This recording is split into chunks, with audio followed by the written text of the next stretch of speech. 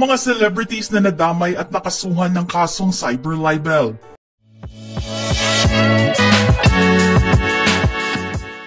Christy Fermin. Naging laman ng balita noong nakaraang linggo ang tungkol sa pagsasampa ng cyber libel case ng aktres na si Bea Alonzo sa entertainment columnist na si Christy Fermin. 3 counts of libel ang inihain na reklamo laban sa kanya sa Quezon City Prosecutor's Office. Hindi na nga ito nakakagulat dahil halos madami-dami na rin ang kasong libel ang naihain laban kay Christy. Damay sa cyber libel case ang mga kasama niyang host sa kanyang online program. We will see you in court naman ang mensahe ni Christy kay Bea. Bago ito inamin din ni Christy na kinasuhan sila ng mga magulang ni Sara Labati ng cyber libel noong minsang magtungo ang mga ito sa DOJ. OG Diaz.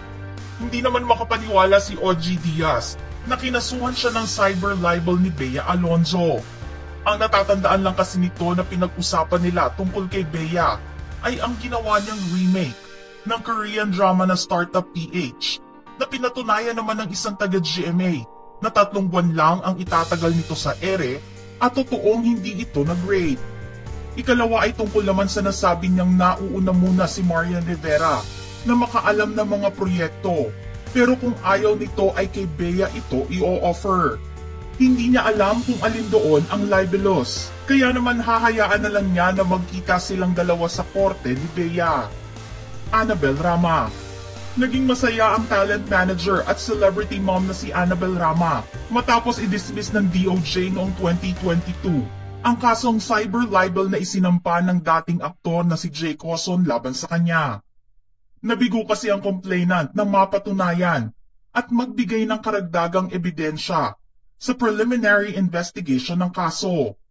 Taong 2021 nang ihain ni Jake ang kanyang reklamo laban kay Annabel na puro paninirang puri na naging dahilan para masira ang relasyon nito bilang kaibigan ng dating senador at boxing champion na si Manny Pacquiao. Enchong D.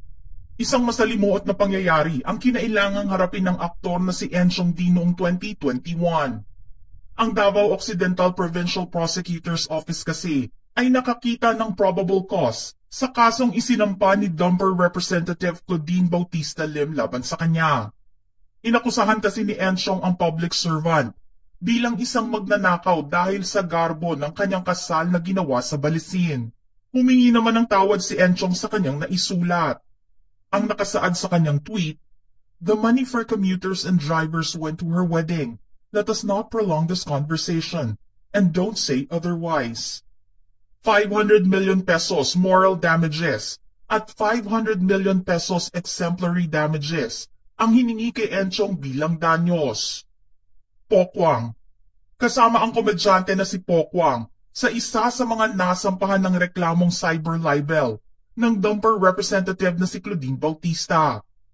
Pinunan niya ang magarbong selebrasyon ng kanyang kasal sa gitna ng pandemya at mga naghihirap na jeepney at bus drivers. Pero ang reklamo ay naibasura ng piskalya. Ani ng tweet ni Pokwang, "Okay, ano na? Ang class representatives ng mga drivers, naka Michael Cinco wedding gown. Bongga kaday." Agot Isidro. Konektado rin ang naging kaso ni Agot sa kinasangkutan ni Pokwang at Enchong D. Niretweet kasi niya ang isang post na kumukwestiyon sa magarbong kasal ni Kong Claudine Bautista. Aniya sa quoted tweet nito, "That gown alone can feed hundreds of families of displaced drivers. And you're representing which sector again, Kong Claudine Bautista?" Pero ibinasura rin ng piskalya ang reklamo laban kay Agot. Hindi na bago kay Agot ang maglabas ng kanyang boses sa social media. Kilala siya bilang isa sa mga kritiko ni dating Pangulong Duterte. Yeng Constantino. Ang Regional Trial Court ng Dapa, Surigao del Norte ay naglabas ng warrant of arrest noong 2020 para sa singer-songwriter na si Yeng Constantino na may kinalaman sa cyber libel complaint na isinampalaban sa kanya noong 2019. Nag-ugat ang reklamong ito dahil sa nangyaring aksidente sa mister niyang si Yan Asuncion matapos mag-cliff diving sa Sugba Lagoon sa Siargao. Hindi niya kasi nakitaan ng urgency to help ang mga doktor sa ospital na pinuntahan nila. Nakapag-bail naman ang abogado ni Yeng para sa kanya sa halagang 30,000 pesos. Lolit Solis. Marami na ring nakabangga ang veteranang kolumnista na si Lolit Solis ng mga artista noong aktibo pa ito dahil sa mga tirada nito sa kanila sa kanyang kolum.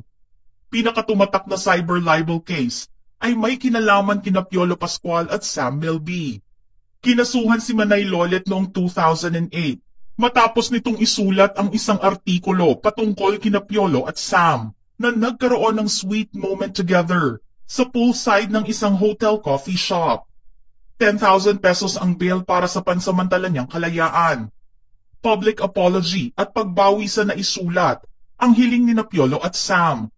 Pero public apology lamang ang kayang ibigay ni Lolit at nanindigan na hindi babawiin ang kanyang naisulat.